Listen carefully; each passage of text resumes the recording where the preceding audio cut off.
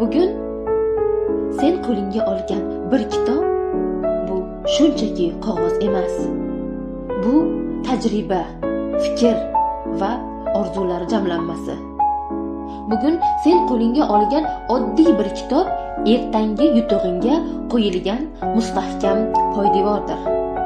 Har bir o'qilgan sahifa tafakkuringni kengaytiradi, dunyo qarashingni boyitadi, o'zingga bo'lgan ishonchni oshiradi.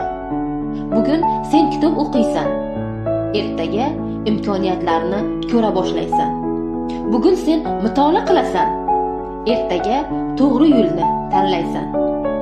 Telefon, ijtimoiy tarmoqlar va qisqa xabarlar bizga tez axborot beradi.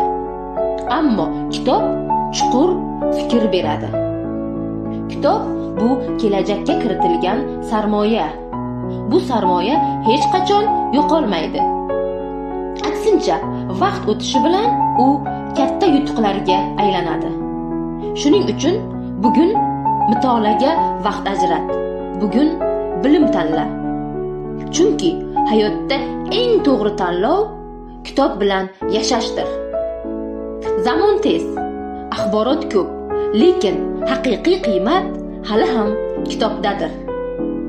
Bugun kitob, ertaga yutuq. Kutubxonaga kel, kelajakni tanla.